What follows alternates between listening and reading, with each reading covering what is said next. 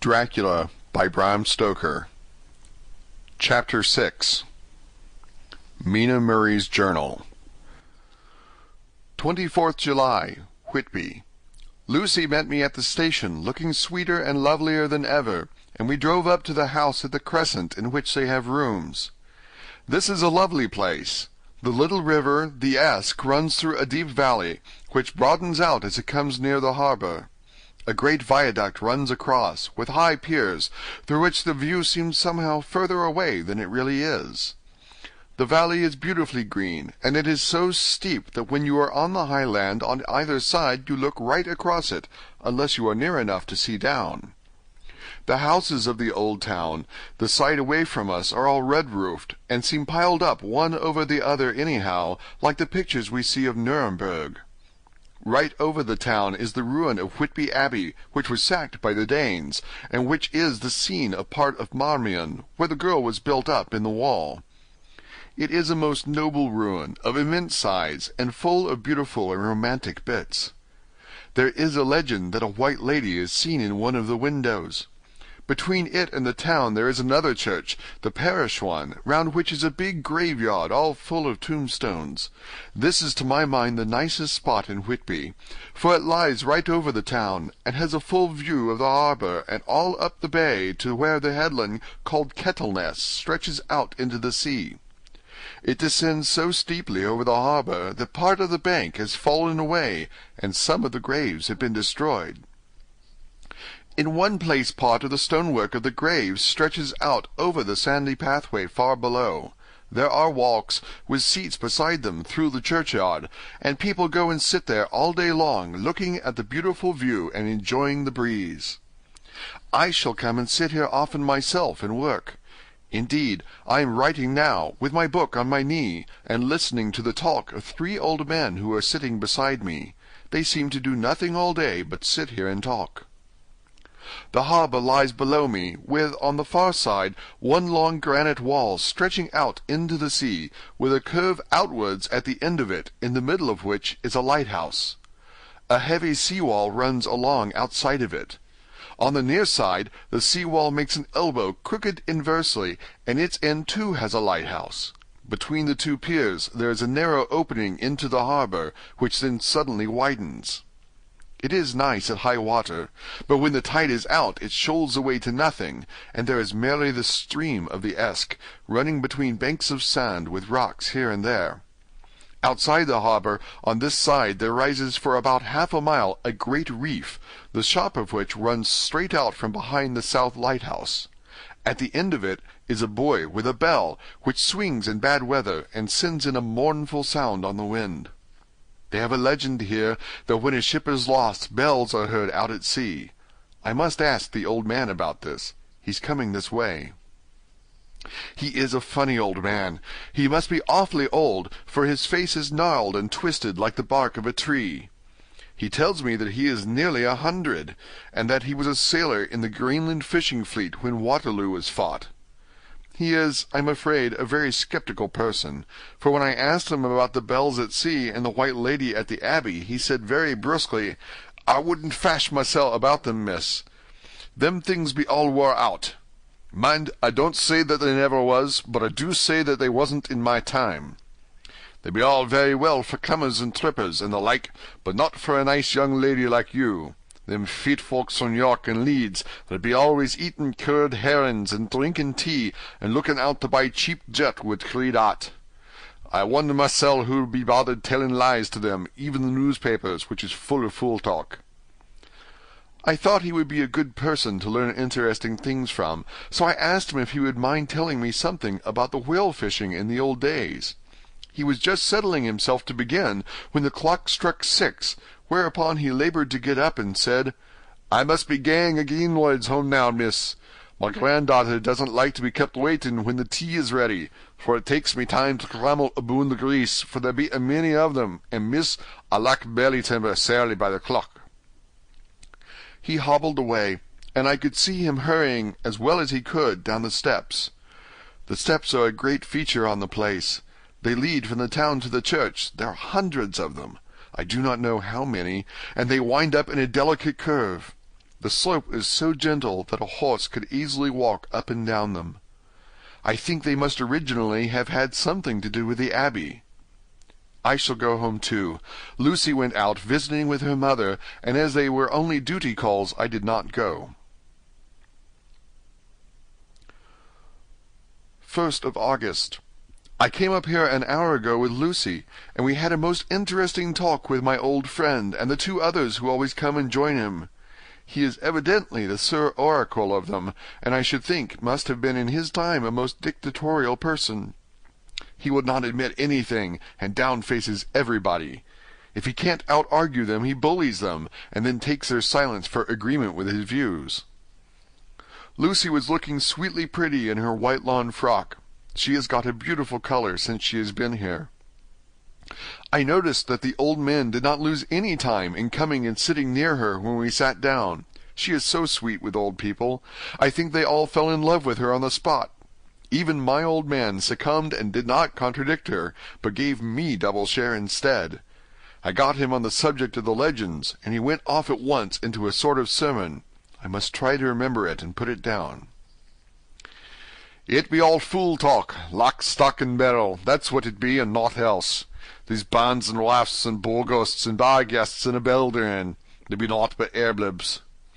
They and all grins and signs and warnings be all invented by parsons and ilsome bark bodies and railway tartars to scare and scunner halflings, and to get folks to do something that they don't other incline to. It makes me ireful to think of them. Why, it's them that, not content with printing lies on paper and preaching them out of pulpits, that's want to be cutting them on the tombstones. Look here, all around you in that earthly well.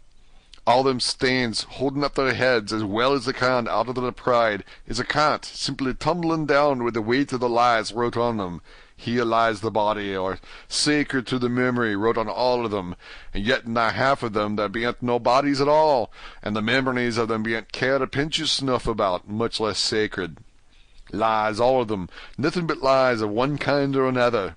My God, but it'll be a queer scarlement at the day of judgment when they come tumbling up in their death socks, all drooped together, and trying to drag their tombstains with them to prove how good they was, some of them trembling and dithering, with their hands dozened and slippery from lying in the sea that they can't even keep their grip on them. I could see from the old fellow's self-satisfied air, and the way in which he looked round for the approval of his cronies, that he was showing off, so I put in a word to keep him going. "Oh, Mr. Swales, you can't be serious. Surely these tombstones are not all wrong." "Yablins!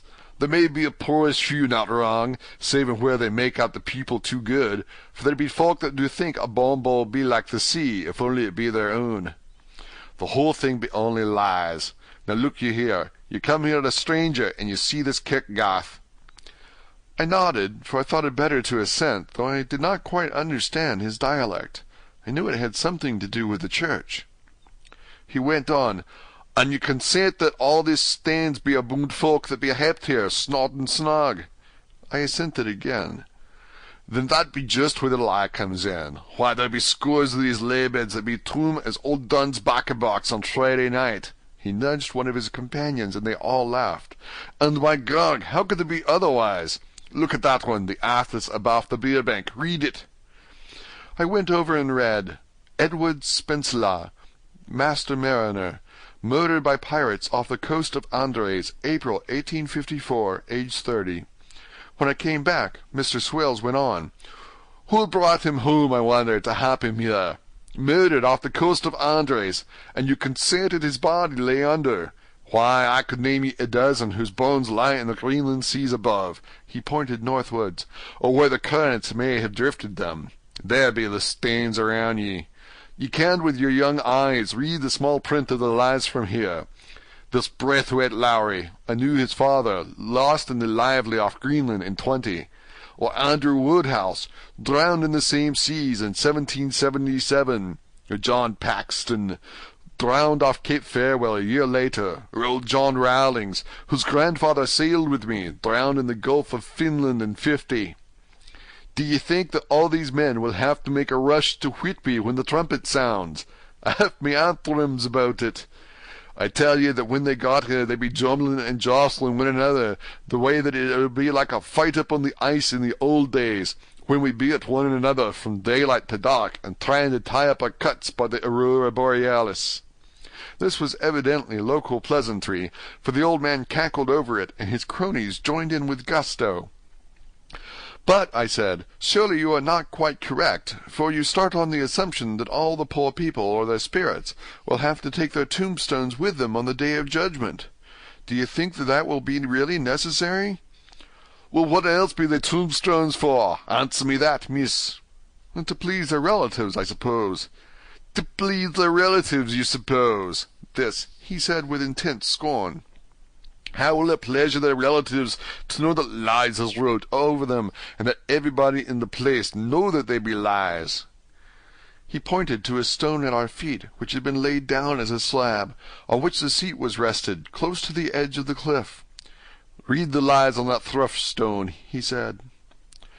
The letters were upside down to me from where I sat, but Lucy was more opposite to them, so she leant over and read, "Sacred to the memory of George Cannon, who died in the hope of glorious resurrection on July 20th, 1873, falling from the rocks at Kettleness.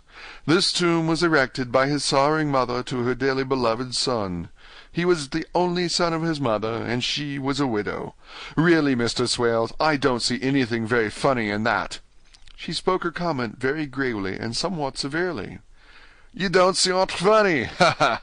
But that's because you don't gone the sarning mother was a hellcat that hated him because he was a crooked, a regular lamenter he was, and he hated her so he committed suicide in order that she mightn't get an insurance she put on his life. Blew nigh the top of his head off with an old musket that they had for scaring crows with. 'Twarn't for crows then, for it brought the clegs and the doups to him. That's the way he fell off the rocks. And as to hopes of a glorious resurrection, I've often heard him say myself that he hoped he'd go to hell, for his mother was so pious that she'd be sure to go to heaven, and he didn't want to idle where she was. Now isn't that stone, at any rate," he hammered it with his stick as he spoke, "a pack of lies? And won't it make Gabriel cackle when Geordie comes panting out the race with the tombstone balanced on his hump, and asked to be took as evidence?" I did not know what to say, but Lucy turned the conversation as she said, rising up, "Oh, why did you tell us of this? It is my favorite seat, and I cannot leave it, and now I find I must go on sitting over the grave of a suicide." "That won't harm you, my pretty, and it may make poor Geordie gladsome to have so trim a lass sitting on his lap. That won't hurt ye. Why, I've sat here off and on for nigh 20 years past, and it hasn't done me no harm. Don't you fash about them as lies under ye, or there doesn't lie there either. It'll be time for you to be getting scart when you see the tombstones all run away with, and the place as bare as a stubble field. There's the clock, and I must gang. Make a service to ye, ladies." And off he hobbled. Lucy and I sat a while, and it was all so beautiful before us that we took hands as we sat, and she told me all over again about Arthur and their coming marriage. That made me just a little heartsick, for I haven't heard from Jonathan for a whole month. The same day. I came up here alone, for I am very sad. There was no letter for me. I hope there cannot be anything the matter with Jonathan. The clock has just struck 9. I see the lights scattered all over the town, sometimes in rows where the streets are, and sometimes singly. They run right up the Esk and die away in the curve of the valley. To my left the view is cut off by a black line of roof of the old house next to the abbey. The sheep and lambs are bleating in the fields away behind me, and there is a clatter of donkeys' hooves up the paved road below. The band on the pier is playing a harsh waltz in good time, and farther along the quay there is a Salvation Army meeting in the back street. Neither of the bands hears the other, but up here I hear and see them both. I wonder where Jonathan is, and if he is thinking of me. Oh, I wish he were here. Dr. Seward's Diary. 5th of June. The case of Renfield grows more interesting the more I get to understand the man. He has certain qualities very largely developed: selfishness, secrecy, and purpose. I wish I could get at what is the object of the latter. He seems to have some settled scheme of his own, but what it is I do not know. His redeeming quality is a love of animals, though, indeed, he has such curious turns in it that I sometimes imagine he is only abnormally cruel. His pets are of odd sorts. Just now his hobby is catching flies. He has at present such a quantity that I have had myself to expostulate. To my astonishment, he did not break out into a fury, as I expected, but took the matter in simple seriousness. He thought for a moment, and then said, "May I have 3 days? I shall clear them away." Of course I said that would do. I must watch him. 18th of June. He has turned his mind now to spiders, and has got several very big fellows in a box. He keeps feeding them his flies, and the number of the latter is becoming sensibly diminished, although he has used half his food in attracting more flies from outside to his room. 1st of July. His spiders are now becoming as great a nuisance as his flies, and today I told him that he must get rid of them. He looked very sad at this, so I said that he must, some of them, at all events. He cheerfully acquiesced in this, and I gave him the same time as before for reduction. He disgusted me much while with him, for when a horrid blowfly, bloated with some carrion food, buzzed into the room, he caught it, held it exultantly for a few moments between his finger and thumb, and before I knew what he was going to do, put it in his mouth and ate it. I scolded him for it, but he argued quietly that it was very good and very wholesome, that it was life, strong life, and gave life to him. This gave me an idea, or the rudiment of one. I must watch how he gets rid of his spiders. He has evidently some deep problem in his mind, for he keeps a little notebook in which he is always jotting down something.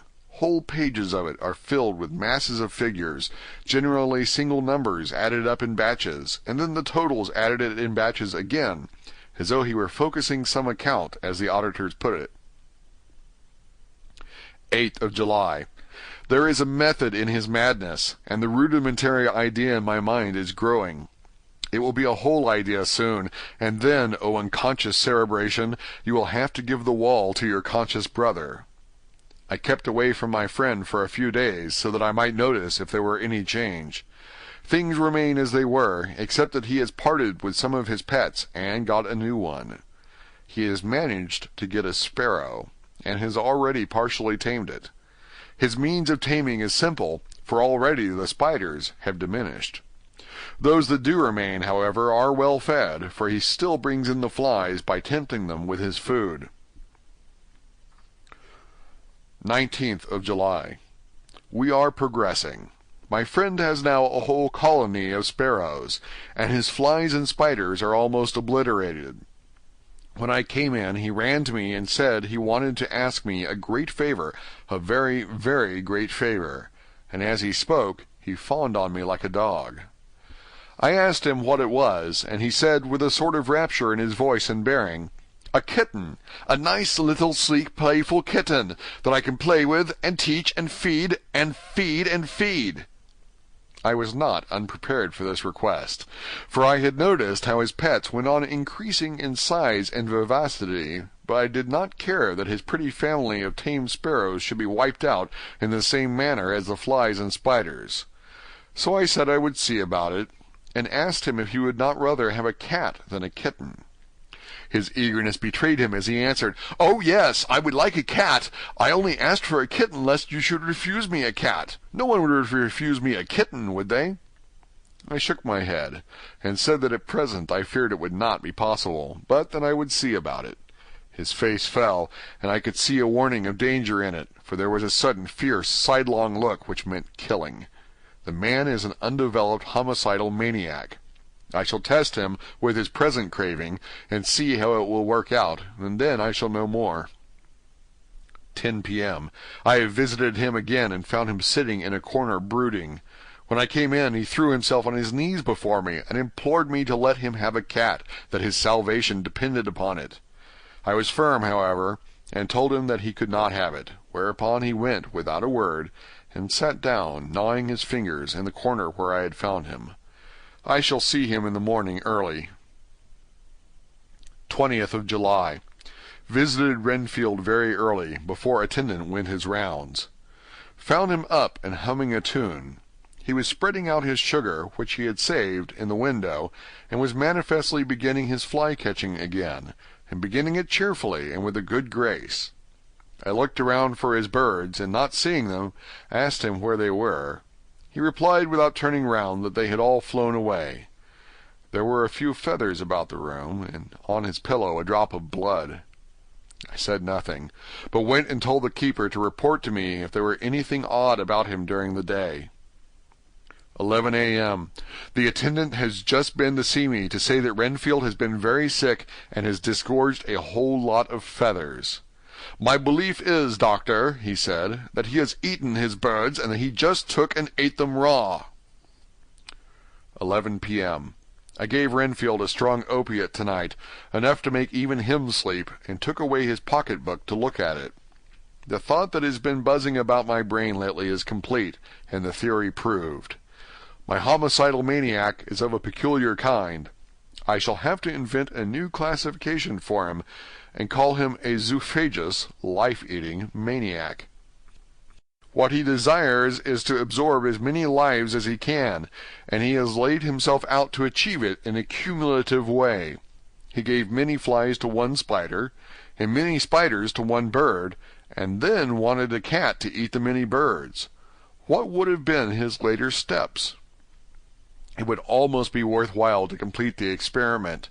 It might be done if there were only a sufficient cause. Men sneered at vivisection, and yet look at its results today. Why not advance science in its most difficult and vital aspect, the knowledge of the brain? Had I even the secret of one such mind, did I hold the key to the fancy of even one lunatic, I might advance my own branch of science to a pitch compared with which Burton Sanderson's physiology or Faraday's brain knowledge would be as nothing. If only there were a sufficient cause. I must not think too much of this, or I may be tempted. A good cause might turn the scale with me, for may not I too be of an exceptional brain congenitally? How well the man reasoned! Lunatics always do within their own scope. I wonder at how many lives he values a man, or if at only one. He has closed the account most accurately, and today begun a new record. How many of us begin a new record with each day of our lives? To me it seems only yesterday that my whole life ended with my new hope, and that truly I began a new record. So it shall be until the great recorder sums me up and closes my ledger account with a balance to profit or loss. Ah, Lucy, Lucy, I cannot be angry with you, nor can I be angry with my friend whose happiness is yours, but I must only wait on hopeless and work. If I could have as strong a cause as my poor mad friend there, a good unselfish cause to make me work, that would be indeed happiness. Mina Murray's Journal. 26th of July. I am anxious, and it soothes me to express myself here. It is like whispering to oneself and listening at the same time. And there is also something about the shorthand symbols that makes it different from writing. I am unhappy about Lucy, and about Jonathan. I had not heard from Jonathan for some time, and was very concerned, but yesterday dear Mr. Hawkins, who is always so kind, sent me a letter from him. I had written asking him if he had heard, and he said the enclosed had just been received. It is only a line dated from Castle Dracula, and says that he is just starting for home. That is not like Jonathan. I do not understand it, and it makes me uneasy. Then, too, Lucy, although she is so well, has lately taken to her old habit of walking in her sleep. Her mother has spoken to me about it, and we have decided that I am to lock the door of our room every night. Mrs. Westenra has got an idea that sleepwalkers always go out on roofs of houses and along the edges of cliffs, and then get suddenly wakened and fall over with a despairing cry that echoes all over the place. Poor dear! She is naturally anxious about Lucy, and she tells me that her husband, Lucy's father, had the same habit, that he would get up in the night and dress himself and go out if he were not stopped. Lucy is to be married in the autumn, and she is already planning out her dresses and how her house is to be arranged. I sympathize with her, for I do the same, only Jonathan and I will start in life in a very simple way, and shall have to try to make both ends meet. Mr. Holmwood, he is the Honourable Arthur Holmwood, only son of Lord Godalming, is coming up here very shortly, as soon as he can leave town, for his father is not very well, and I think dear Lucy is counting the moments till he comes. She wants to take him up in the seat of the churchyard cliff, and show him the beauty of Whitby. I dare say it is the waiting which disturbs her. She will be all right when he arrives. 27th of July. No news from Jonathan. I am getting quite uneasy about him, though why I should I do not know, but I do wish that he would write, if it were only a single line. Lucy walks more than ever, and each night I am awakened by her moving about the room. Fortunately, the weather is so hot that she cannot get cold. But still, the anxiety and the perpetually being awakened is beginning to tell on me, and I am getting nervous and wakeful myself. Thank God, Lucy's health keeps up. Mr. Holmwood has been suddenly called to Ring to see his father, who has been taken seriously ill. Lucy frets at the postponement of seeing him, but it does not touch her looks. She is a trifle stouter, and her cheeks are a lovely rose pink. She has lost the anemic look which she had. I pray it will all last. 3rd of August. Another week gone by, and no news from Jonathan, not even to Mr. Hawkins, from whom I have heard. Oh, I do hope he is not ill. He surely would have written. I look at that last letter of his, but somehow it does not satisfy me. It does not read like him, and yet it is his writing. There is no mistake of that. Lucy has not walked much in her sleep the last week, but there is an odd concentration about her which I do not understand. Even in her sleep she seems to be watching me.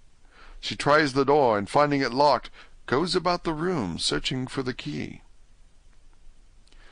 6th of August. Another 3 days, and no news. The suspense is getting dreadful. If I only knew where to write to, or where to go to, I should feel easier. But no one has heard a word of Jonathan since that last letter. I must only pray to God for patience. Lucy is more excitable than ever, but is otherwise well. Last night was very threatening, and the fishermen say that we are in for a storm. I must try to watch it, and learn the weather signs.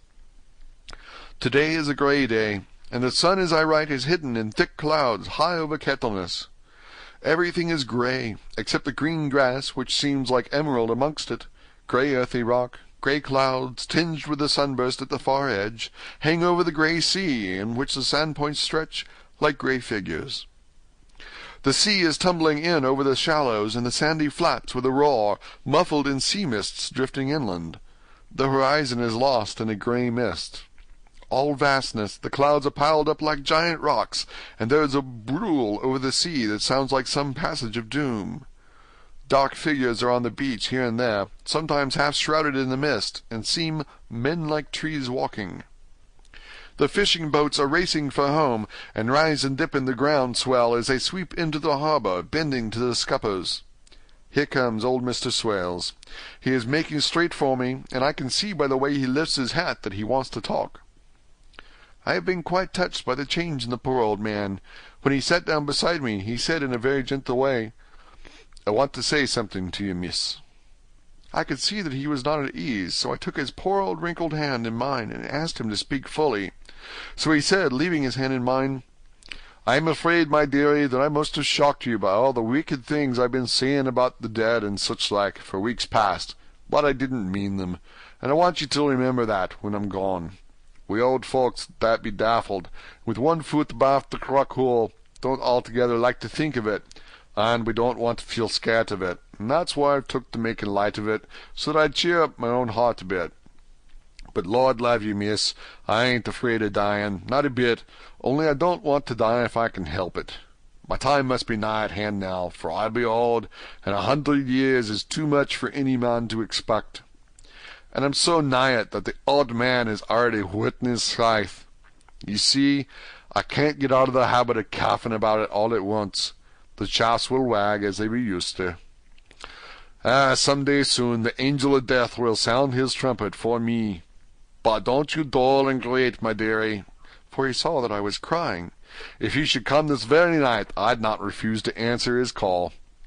For life be after all only a waitin' for something else than what we're doin', and death be all that we can rightly depend on. But I'm content, for it's comin' to me, my dearie, and comin' quick. It may be comin' while we be lookin' and wonderin'. Maybe it's in that wind out over the sea that's bringin' with it loss and wreck and sore distress and sad hearts. Look, look!" he cried suddenly. "There's something in that wind and in the host beyond that sounds, and looks and tastes and smells like death. It's in the air. I feel it comin'.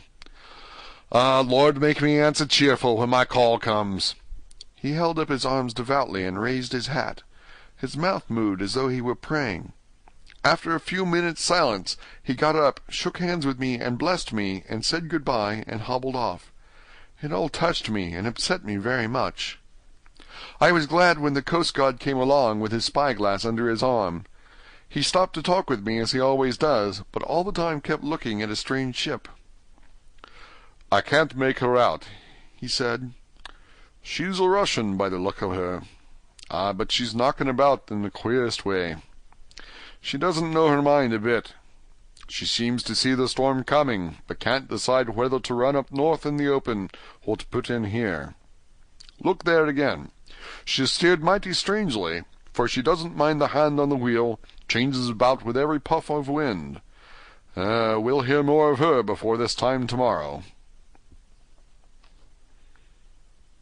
End of chapter 6.